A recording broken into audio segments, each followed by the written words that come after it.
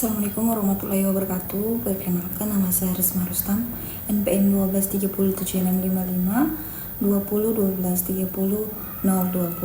Prodi Teknik Informatika.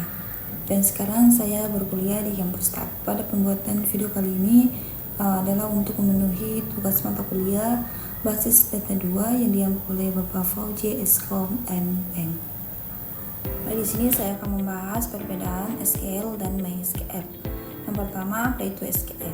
SQL adalah bahasa pemrograman standar yang digunakan untuk mengelola dan memanipulasi database relasional. SQL bukan sebuah software atau database, melainkan bahasa yang digunakan untuk berkomunikasi dengan database. Fungsi SQL yang pertama membuat, membaca, memperbarui, dan menghapus data. Yang kedua, membuat dan memodifikasi struktur database. Yang ketiga, mengatur hak akses pengguna. Yang keempat, menjalankan query untuk mengambil data. Oke, sekarang kita bahas lagi tentang apa itu MySQL. MySQL adalah sistem manajemen database relasional yang menggunakan SQL sebagai bahasa query-nya.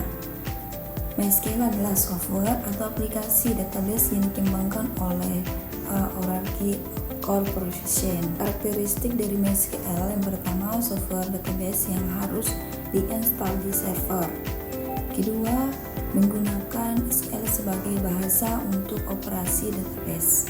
Ketiga, open source dengan versi gratis dan berbayar.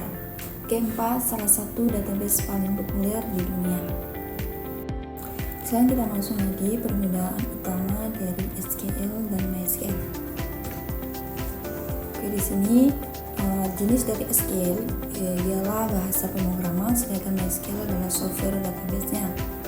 Terus fungsi dari SQL adalah bahasa untuk query, sedangkan MySQL untuk sistem yang menjalankan database. Analog dari SQL itu seperti bahasa Inggris, sedangkan MySQL seperti orang yang berbicara bahasa Inggris. Terus penggunaan dari SQL itu digunakan di berbagai RDBMS, sedangkan MySQL satu implementasi spesifik RDBMS. Di kelebihan dan kekurangan SQL dan MySQL.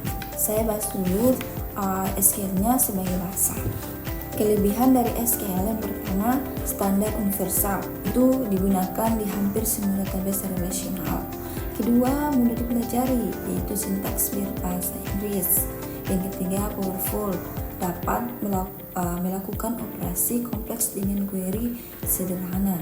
Yang keempat, portable, yaitu skill SQL yang bisa digunakan di berbagai platform database. Yang kelima, deklaratif, fokus pada apa yang diinginkan, bukan bagaimana melakukannya.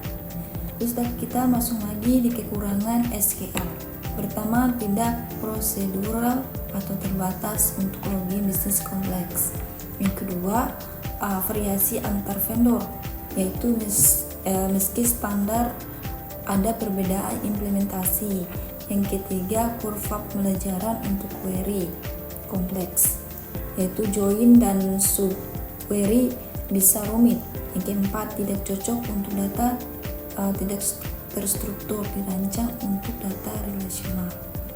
Baik, saya membahas lagi tentang MySQL sebagai RDBMS-nya. Oke, dari kelebihan dari MySQL yang pertama, open source dan gratis. Versi community edition bebas digunakan. Kedua, performa tinggi, cepat untuk operasi ready heavy. Yang ketiga, mudah diinstal dan dikonfigurasi, cocok untuk pemula. Yang keempat, komunikasi besar, banyak dokumentasi dan dukungan. Yang kelima, skalabilitas, bisa menangani database besar. Keenam, cross platform, berjalan di Windows. Ketujuh, populer, digunakan banyak aplikasi web.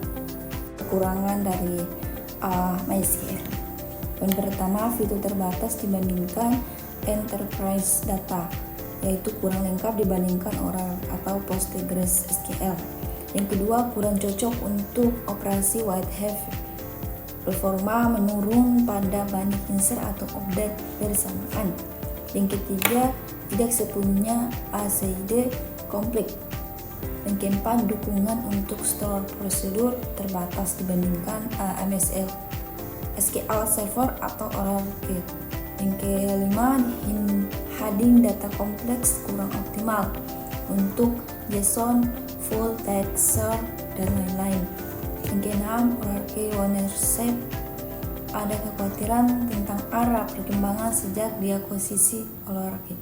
Kesimpulan dari pembahasan tadi bahwa SQL adalah bahasa yang Anda pelajari untuk berbicara dengan database, sedangkan MySQL adalah salah satu database yang mengerti bahasa SQL tersebut. Ketika bekerja dengan MySQL, Anda akan menggunakan SQL untuk menulis query dan perintah. Jadi database lain yang juga menggunakan SQL antara lain itu misalnya PostgreSQL, Oracle Database, Microsoft SQL Server, dan SQLite, dan MariaDB. Baik, itulah paparan materi yang sudah saya sampaikan. Apabila ada kata-kata yang kurang, saya mohon maaf. Wabillahi taufiq wal hidayah. Wassalamualaikum warahmatullahi